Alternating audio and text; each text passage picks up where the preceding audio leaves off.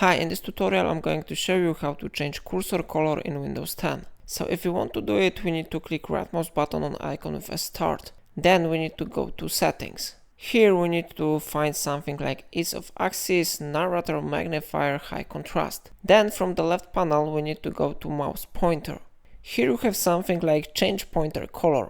You can click here to set your cursor to black, or you can click here to set it inverted. If you want to set any specific color, you need to select this one option.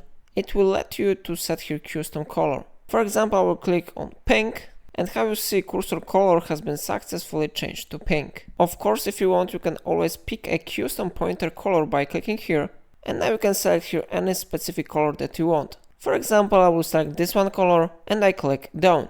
After that, pointer color will be changed. So it's all for today. If I helped you to do it, remember to like this tutorial and subscribe my channel, and don't forget to check links in description.